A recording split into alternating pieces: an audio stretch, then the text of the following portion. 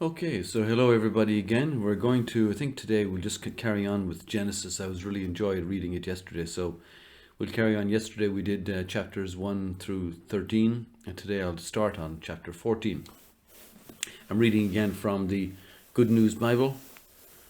There you go, and that's the translation. So Genesis chapter 14, and like I say, I'll read for 35 minutes or until my voice gives out.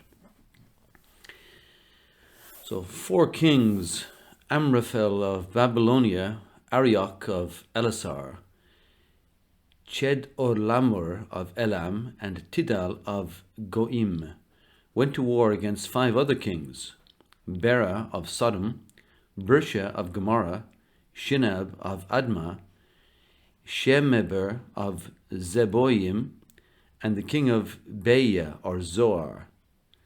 These 5 kings had formed an alliance and joined forces in the valley of Siddim, which is now the Dead Sea.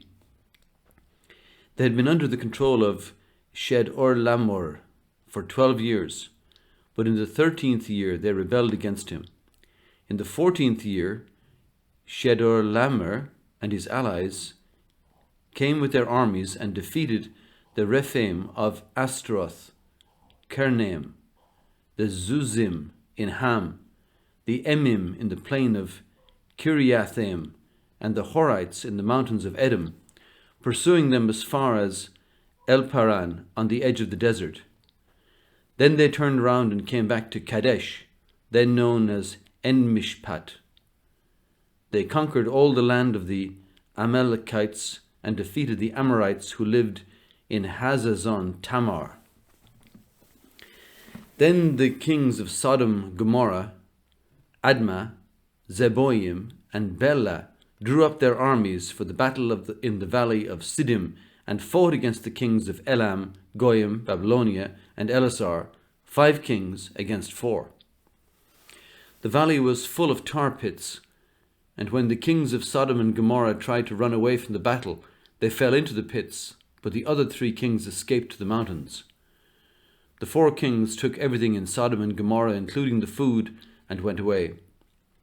Lot, Abraham's nephew, was living in Sodom, so they took him and all his possessions.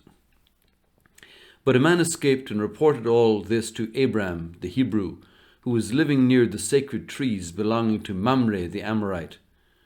Mamre and his brothers Eshcol and Aner were Abraham's allies. When Abraham heard that his nephew had been captured, he called together all the fighting men in his camp, 318 in all, and pursued the 4 kings all the way to Dan. There he divided his men into groups, attacked the enemy by night, and defeated them. He chased them as far as Hobah, north of Damascus, and then recovered the loot that had been taken. He also brought back his nephew Lot and his possessions, together with the women and the other prisoners. When Abraham came back from his victory over Chedorlaomer and the other kings, the king of Sodom went out to meet him in the valley of Shaveh, also called the King's Valley. And Melchizedek, who was the king of Salem and also a priest of the Most High God, brought bread and wine to Abraham, blessed him and said, "May the Most High God who made heaven and earth bless Abraham. May the Most High God who gave you victory over your enemies be praised." And Abraham gave Melchizedek 1/10 of all the loot he has recovered.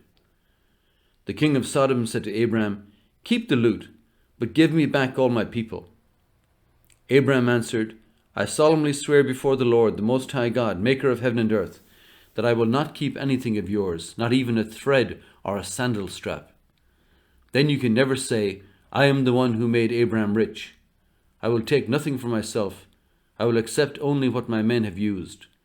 But let my allies, Aner, Eshcol, and Mamre, take their share." After this, Abraham had a vision and heard the Lord say to him, "Do not be afraid, Abraham. I will shield you from danger and give you a great reward." But Abraham answered, "Sovereign Lord, what good will your reward do me, since I have no children? My only heir is Eliezer of Damascus. You have given me no children, and one of my slaves will inherit my property." Then he heard the Lord speaking to him again. "This slave, Eliezer, will not inherit your property. Your own son will be your heir." The Lord took him outside and said, "Look at the sky and try to count the stars. You will have as many descendants as that." Abraham put his trust in the Lord, and because of this the Lord was pleased with him and accepted him. Then the Lord said to him, "I am the Lord, who led you out of Ur in Babylonia to give you this land as your own." But Abraham asked, "Sovereign Lord, how can I know that it will be mine?" He answered, "Bring me a cow, a goat, and a ram, each of them 3 years old, and a dove and a pigeon."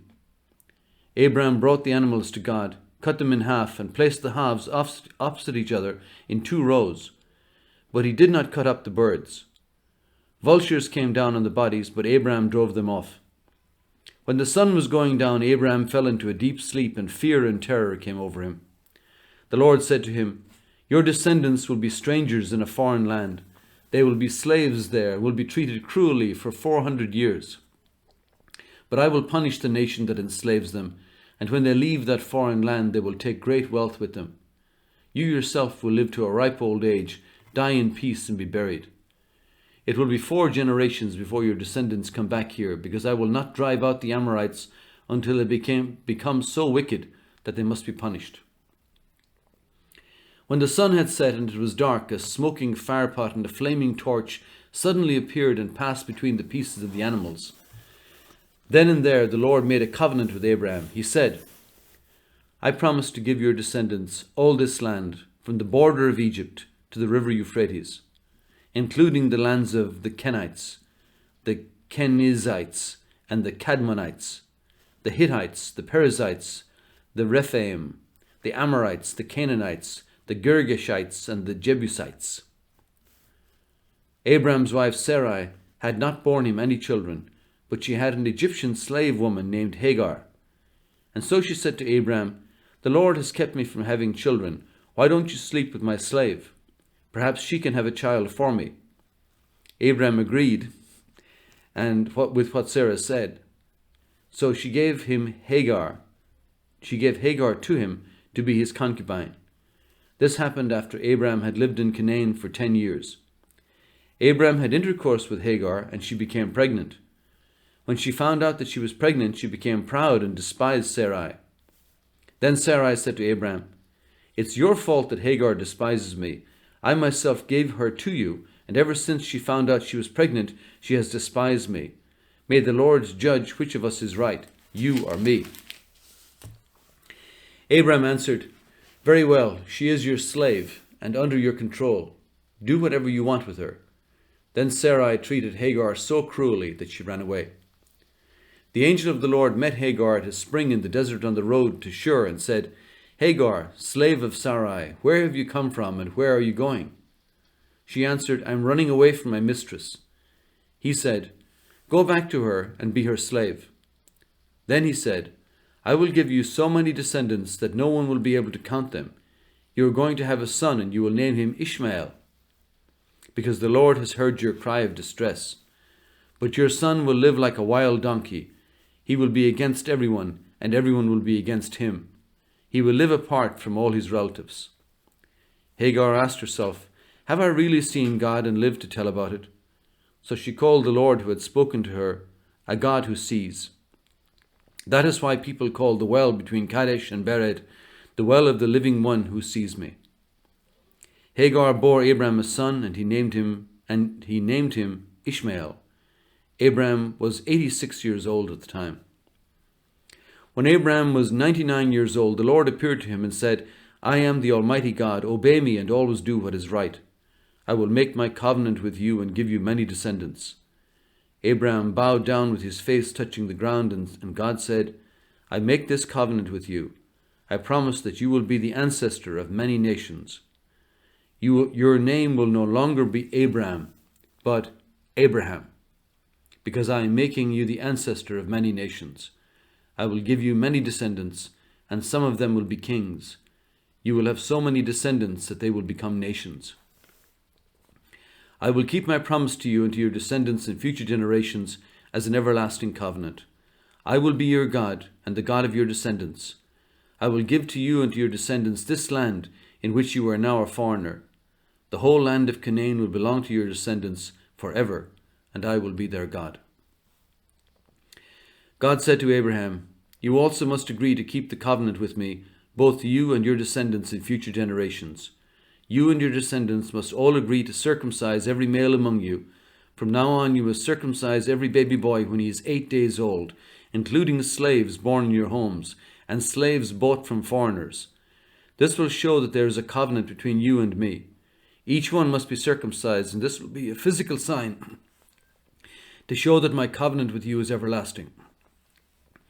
Any male who has not been circumcised will no longer be considered one of my people, because he has not kept the covenant with me."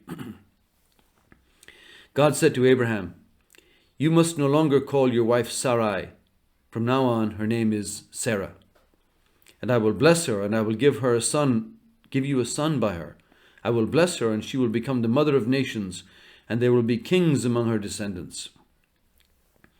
Abraham bowed down with his face touching the ground, but he began to laugh when he thought, "Can a man have a child when he's 100 years old? Can Sarah have a child at 90? He asked God, "Why not let Ishmael be my heir?" But God said, "No, your wife Sarah will bear you a son, and you will name him Isaac. I will keep my covenant with him and with his descendants forever. It is an everlasting covenant. I have heard your request about Ishmael, so I will bless him and give him many children and many descendants. He will be the father of 12 princes, and I will make a great nation of his descendants. But I will keep my covenant with your son Isaac, who will be born to Sarah about this time next year." When God finished speaking to Abraham, he left him. On that same day, Abraham obeyed God and circumcised his son Ishmael and all the other males in his households, including the slaves born in his home and those he had bought. Abraham was 99 years old when he was circumcised, and his son Ishmael was 13. They were both circumcised on the same day, together with all Abraham's slaves. The Lord appeared to Abraham at the sacred trees of Mamre, as Abraham was sitting at the entrance of his tent during the hottest part of the day. He looked up and saw 3 men standing there. As soon as he saw them, he ran out to meet them. Bowing down with his face touching the ground, he said, "Sirs, please do not pass by my home without stopping. I am here to serve you. Let me bring some water for you to wash your feet, so you can rest here beneath this tree. I will also bring a bit of food. It will give you strength to continue your journey. You have honored me by coming to my home, so let me serve you." They replied, "Thank you, we accept." Abraham hurried into the tent and said to Sarah, "Quick, take a sack of your best flour and bake some bread." Then he ran to the herd and picked out a calf that was tender and fat and gave it to the servant, who hurried to get it ready. He took some cream, some milk, and the meat, and then set the food before the men. There under the tree he served them himself, and they ate. Then they asked him, "Where is your wife Sarah?" "She is there in the tent," he answered. One of them said, 9 months from now I will come back, and your wife Sarah will have a son." Sarah was behind him at the door of the tent listening.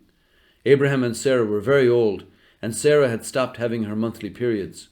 So Sarah laughed to herself and said, "Now that I am old and worn out, can I still enjoy sex? And besides, my husband is old too."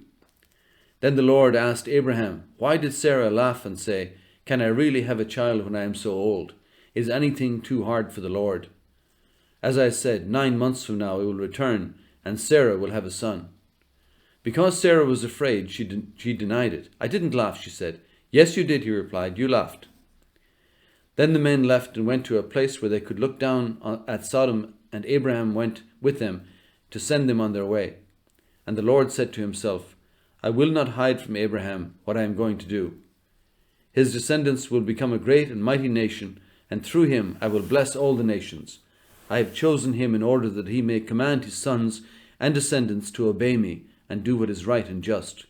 If they do, I will do everything for him that I have promised." Then the Lord said to Abraham, "There are terrible accusations against Sodom and Gomorrah, and their sin is very great. I must go down to find out whether or not the accusations which I have heard are true." Then the 2 men left and went towards Sodom, but the Lord remained with Abraham. Abraham approached the Lord and asked, "Are you really going to destroy the innocent with the guilty?" If there are 50 innocent people in the city, will you destroy the whole city? Won't you spare it in order to save the 50? Surely you won't kill the innocent with the guilty. That's impossible. You can't do that. If you did, the innocent would be punished along with the guilty. That is impossible. The judge of all the earth has to act justly. The Lord answered, If I find 50 innocent people in Sodom, I will spare the whole city for their sake. Abraham spoke again. Please forgive my boldness in continuing to speak to you, Lord. I am only a man and have no right to say anything. But perhaps there will only be 45 innocent people instead of 50. Will you destroy the whole city because there are 5 too few? The Lord answered, I will not destroy the city if I find 45 innocent people. Abraham spoke again. Perhaps there will only be 40. He replied, I will not destroy it if there are 40. Abraham said, Please don't be angry, Lord, but I must speak again. What if there are only 30? He said, I will not do it if I find 30. Abraham said, Please forgive my boldness in continuing to speak to you, Lord. Suppose that only 20 are found. He said, I will not destroy the city if I find 20. Abraham said, Please don't be angry, Lord, and I will speak just once more. What if only 10 are found? He said, I will not destroy it if there are 10. After he had finished speaking with Abraham, the Lord went away, and Abraham returned home. When the 2 angels came to Sodom that evening, Lot was sitting at the city gate. As soon as he saw them, he got up and went to meet them. He bowed down before them and said, Sirs, I am here to serve you. Please come to my house. You can wash your feet and stay the night. In the morning you can get up early and go on your way. But they answered, No, we will spend the night here in the city square. He kept on urging them, and finally they went with him to his house. Lot ordered his servants to bake some bread and prepare a fine meal for the guests. When it was ready, they ate it. Before the guests went to bed, the men of Sodom surrounded the house. All the men of the city, both young and old, were there. They called out to Lot and asked, Where are the men who came to stay with you tonight? Bring them out to us. The men of Sodom wanted to have sex with him. Lot went outside and closed the door behind him. He said to them, Friends, I beg you, don't do such a wicked thing. Look, I have 2 daughters who are still virgins. Let me bring them out to you, and you can do whatever you want with them.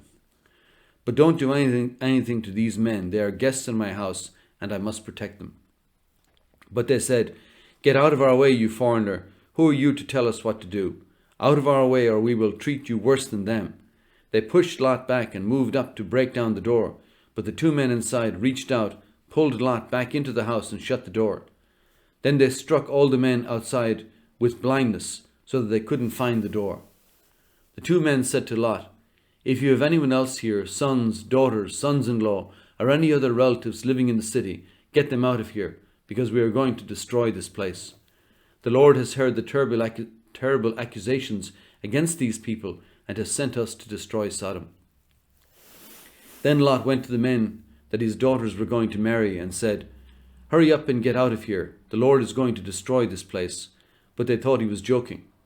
At dawn, the angels tried to make Lot hurry. Quick, they said, take your wife and your 2 daughters and get out, so that you will not lose your lives when the city is destroyed. Lot hesitated. The Lord, however, had pity on him. So the men took him aside, his wife and 2 daughters by the hand, and led them out of the city. Then one of the angels said, Run for your lives. Don't look back and don't stop in the valley. Run to the hills so that you won't be killed. But Lot answered, No, please don't make us do that, sir. You have done me a great favor and saved my life, but the hills are too far away. The disaster will overtake me, and I will die before I get there. Do you see that little town?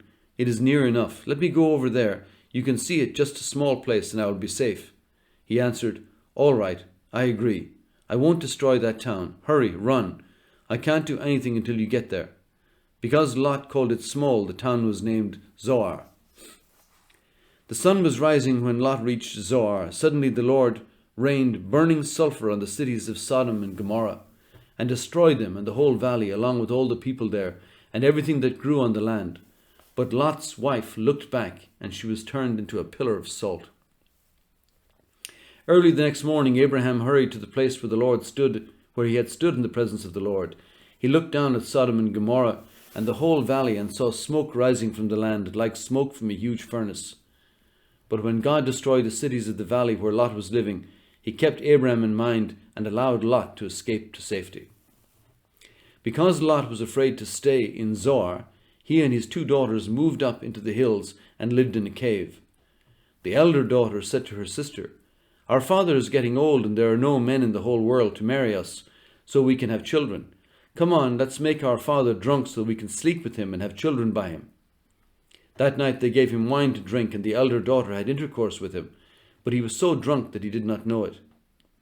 The next day the elder daughter said to her sister, "I slept with him last night, now let's make him drunk again tonight, and you sleep with him. Then each of us will have a child by our father." So that night they made him drunk, and the younger daughter had intercourse with him. Again he was so drunk that he didn't know it. In this way both of Lot's daughters became pregnant by their own father. The elder daughter had a son whom she named Moab. He was the ancestor of the present-day Moabites. And the younger daughter had a son whom she named Ben-Ammi. He was the ancestor of the present-day Ammonites. Abraham moved from Mamre to the southern part of Canaan and lived between Kadesh and Shur. Later, while he was living in Gerar, he said that his wife Sarah was his sister. So King Abimelech of Gerar had Sarah brought to him.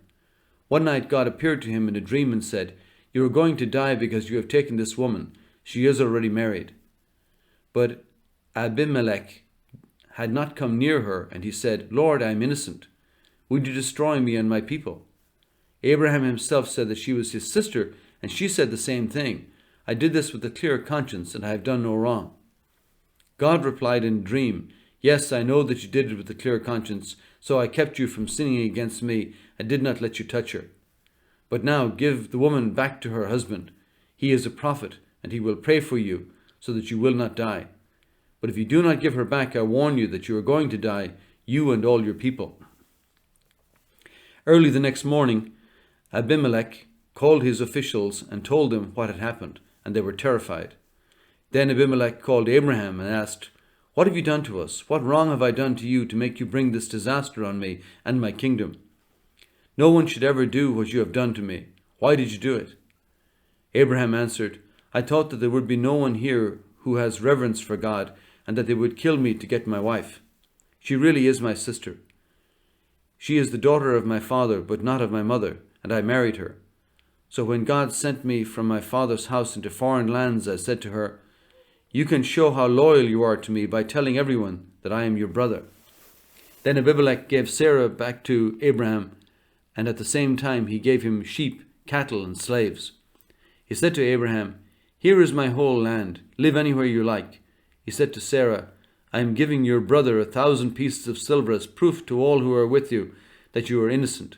Everyone will know that you have done no wrong." Because of what had happened to Sarah, Abraham's wife, the Lord had made it impossible for any woman in Abimelech's palace to have children. So Abraham prayed for Abimelech, and God healed him. He also healed his wife and his slave women so that they could have children. The Lord blessed Sarah as he had promised, and she became pregnant and bore a son to Abraham when he was old. A boy was born at the time God had said he would be born. Abraham named him Isaac, and when Isaac was 8 days old, Abraham circumcised him as God had commanded. Abraham was 100 years old when Isaac was born. Sarah said, "God has brought me joy and laughter. Everyone who hears about it will laugh with me." Then she added, "Who would have said to Abraham that Sarai would nurse children? Yet I have borne him a son in his old age." The child grew, and on the day that he was weaned, Abraham gave a great feast. One day Ishmael, whom Hagar the Egyptian had borne to Abraham, was playing with Sarah's son Isaac. Sarah saw them and said to Abraham, "Send this slave and her son away. The son of this woman must not get any part of your wealth, which my son Isaac should inherit." This troubled Abraham very much, because Ishmael was also his son. But God said to Abraham, "Don't be worried about the boy and your slave Hagar. Do whatever Sarah tells you, because it is through Isaac that you will have the descendants I have promised. I will also give many children to the son of the slave woman, so that they will become a nation. He too is your son." Early the next morning, Abraham gave Hagar some food and a leather bag full of water. He put the child on her back and sent her away. She left and wandered about in the wilderness of Beersheba. When the water was all gone, she left the child under a bush and sat down about 100 meters away and said to herself, I can't bear to see my child die. While she was sitting there, she began to cry. God heard the boy crying, and from heaven, the angel of God spoke to Hagar. What are you troubled about, Hagar? Don't be afraid. God has heard the boy crying. Get up, go and pick him up and comfort him. I will make a great nation out of his descendants. Then God opened her eyes, and she saw a well. She went and filled the leather bag with water and gave some to the boy. God was with the boy as he grew up. He lived in the wilderness of Paran and became a skillful hunter. His mother found an Egyptian wife for him. At that time Abimelech went with Phicol, the commander of his army, and said to Abraham, God is with you here in everything you do. So make a vow here in the presence of God that you will not deceive me, my children, or my descendants.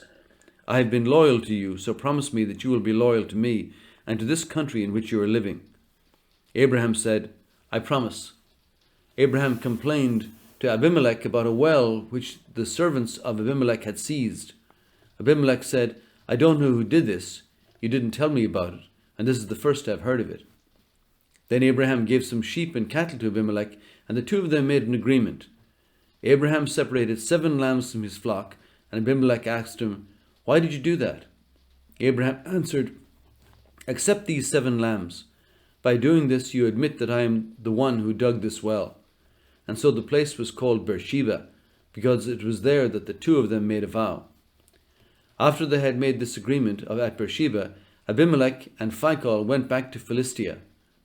Then Abraham planted a tamarisk tree in Beersheba and worshipped the Lord, the everlasting God. Abraham lived in Philistia for a long time. Sometime later, God tested Abraham. He called to him, Abraham, and Abraham answered, Yes, here I am. Take your son, God said, your only son Isaac, whom you love so much, and go to the land of Moriah. There on a mountain I will show you. Offer him to me as a sacrifice to me. Early the next morning, Abraham cut some wood for the sacrifice, loaded his donkey, and took Isaac and 2 servants with him. They started out for the place that God had told him about. On the 3rd day, Abraham saw the place in the distance. Then he said to the servants, Stay here with the donkey. The boy and I will go over there and worship, and then we will come back to you. Abraham made Isaac carry the wood for the sacrifice, and he himself carried a knife and live coals for starting the fire. As they walked along together, Isaac said, Father? He answered, Yes, my son. Isaac asked, I see that you have the coals and the wood, but where is the lamb for the sacrifice? Abraham answered, God himself will provide one. And the two of them walked on together. When they came to the place which God had told him about, Abraham built an altar and arranged the wood on it. He tied up his son and placed him on the altar on top of the wood. Then he picked up the knife to kill him. But the angel of the Lord called to him from heaven, Abraham, Abraham. He answered, Yes, here I am. Don't hurt the boy or do anything to him, he said. Now I know that you honor and obey God, because you have not kept back your only son from me. Abraham looked around and saw a ram caught in a bush by its horns. He went and got it and offered it as a burnt offering instead of his son. Abraham named that place, The Lord Provides. And even today people say, On the Lord's mountain he provides. The angel of the Lord called to Abraham from heaven a second time.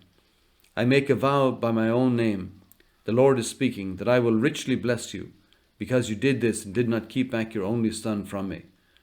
I promise that I will give you as many descendants as there are stars in the sky, or grains of sand along the seashore. Your descendants will conquer their enemies. All the nations will ask me to bless them as I have blessed your descendants, all because you obeyed my command. Abraham went back to his servants, and they went together to Beersheba, where Abraham settled. Sometime later, Abraham learnt that Milcah had borne 8 children to his brother Nahor: Uz, the firstborn; Buz, his brother; Kemuel, the father of Aram; Chezet, Hazo, Fildash, Jidlaph, and Bethuel. Rebekah's father Milcah bore these 8 sons to Nahor, Abraham's brother. Reumah, Nahor's concubine, bore Teba, Gaham, Tahash, and Maacah. Sarah lived to be 127 years old. She died in Hebron in the land of Canaan, and Abraham mourned her death. He left the place where his wife's body was lying, went to the Hittites, and said, I am a foreigner here living among you. Sell me some land so that I can bury my wife. They answered, Listen to us, sir. We look upon you as a mighty leader. Bury your wife in the best grave that we have. Any of us would be glad to give you a grave so that you can bury her. Then Abraham bowed before them and said, If you are willing to let me bury my wife here, please ask Ephron, son of Zohar, to sell me Machpelah cave, which is near the edge of his field. Ask him to sell it to me for its full price, here in your presence, so that I can own it as a burial ground. Ephron himself was sitting with the other Hittites at the meeting place at the city gate. He answered in the hearing of everyone there, Listen, sir, I will give you the whole field and the cave that is in it. Here in the presence of my own people I will give it to you so that you can bury your wife. But Abraham bowed before the Hittites. He said to Ephron, so that everyone could hear, May I ask you please to listen. I will buy the whole field, accept my payment, and I will bury my wife there. Ephron answered, Sir, land worth only 400 pieces of silver. What is that between us? Bury your wife in it. Abraham agreed and weighed out the amount that Ephron had mentioned in the hearing of the people, 400 pieces of silver, according to the standard weights used by the merchants. That is how the property which belonged to Ephron at Machpelah, cast east of Mamre, became Abraham's. It included the field, the cave in which it was in it, and all the trees in the field up to the edge of the property. It was recognized as Abraham's property by all the Hittites who were there at the meeting. Then Abraham buried his wife Sarah in that cave in the land of Canaan. So the field which had belonged to the Hittites and the cave in it became the property of Abraham for a burial ground. Abraham was now very old, and the Lord had blessed him in everything he did. He said to his oldest servant, who was in charge of all he had, Place your hand between my thighs and make a vow. I want you to make a vow in the name of the Lord, the God of heaven and earth, that you will not choose a wife for my son from the people here in Canaan. You must go back to the country where I was born and get a wife for my son Isaac from among my relatives. But the servant asked, What if the young woman will not leave home to come with me to this land? Shall I send your son back to the land you came from? Abraham answered, Make sure that you don't send my son back there.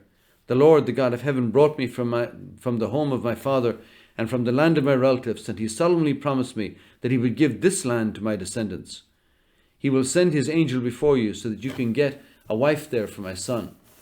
If the young woman is not willing to come with you, you will be free from this promise. But you must not under any circumstances take my son back there. So the servant put his hands between the thighs of Abraham, his master, and made a vow to do what Abraham had asked. The servant who was in charge of Abraham's property took 10 of his master's camels and went to the city where Nahor had lived in northern Mesopotamia. When he arrived, he made the camels kneel down at the well outside the city. It was late afternoon, the time when women came out to get water. He prayed, Lord, God of my master Abraham, give me success today and keep your promise to my master. Here I am at the well where the young woman of the city will be coming to get water. I will say to one of them, Please lower your jar and let me have a drink. If she says, Drink, and I will also bring water for your camels, may she be the one that you have chosen for your servant Isaac. If this happens, I will know that you have kept your promise to my master. Before he had finished praying, Rebekah arrived with a water jar on her shoulder. She was the daughter of Bethuel, who was the son of Abraham's brother Nahor and his wife Milcah. She was a very beautiful young woman, and still a virgin.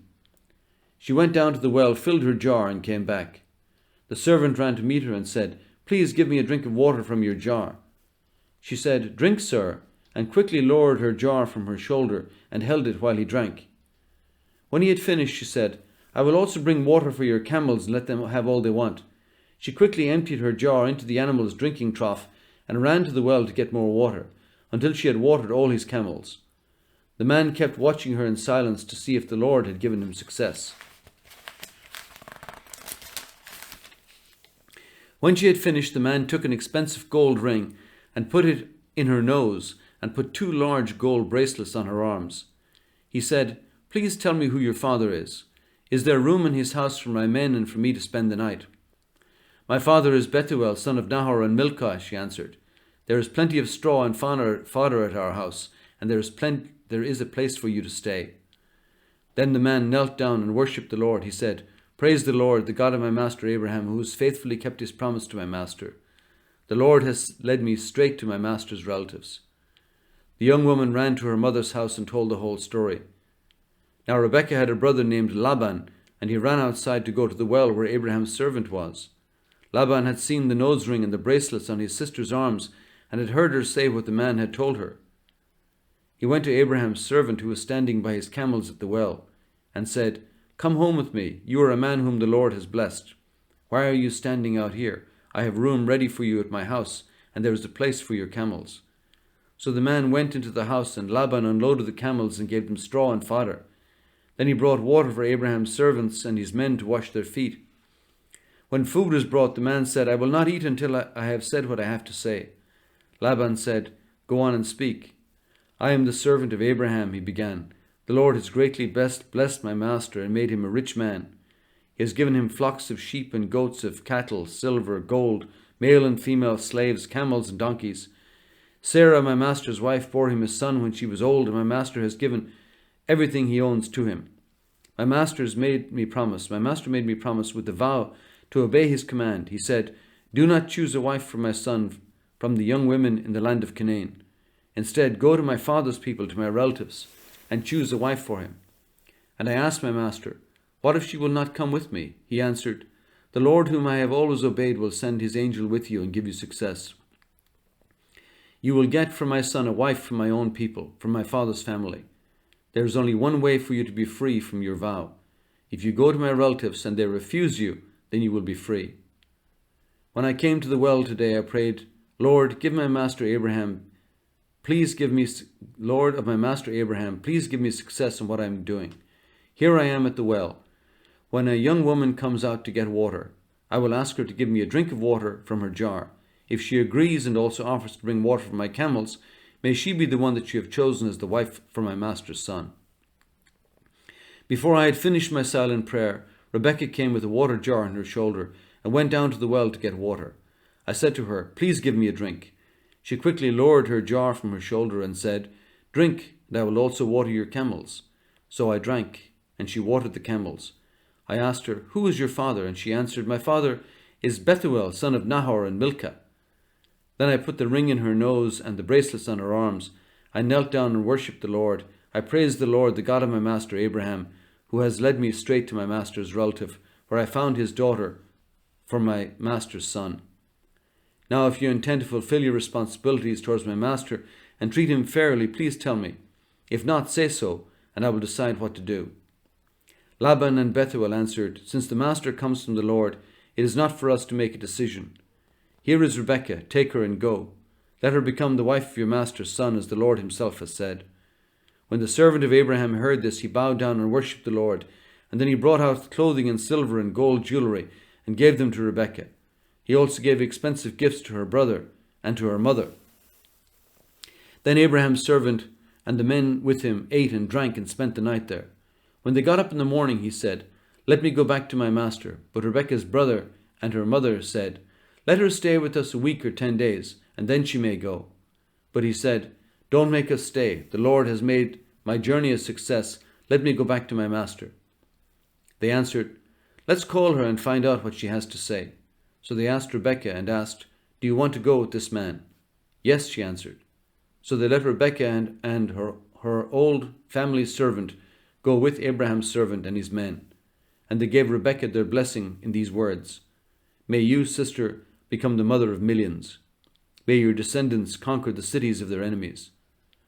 Then Rebekah and her young women got ready and mounted their camels to go with Abraham's servant, and they all started out. Isaac had come into the wilderness of the well of the living one, who sees me, and stayed in the southern part of Canaan. He went out in the early evening to take a walk in the fields, and saw camels coming. When Rebekah saw Isaac, she got down from her camel and asked Abraham's servant, Who is that man walking towards us in the field? He is my master, the servant answered. She took her scarf and covered her face. The servant told Isaac everything he had done. Then Isaac brought Rebekah into the tent that his mother Sarah had lived in, and she became his wife. Isaac loved Rebekah, and so he was comforted for the loss of his mother. And that's it. We'll leave it there. That's the end of chapter 24 in the book of Genesis. And thanks for listening. And as always, only kindness will save us.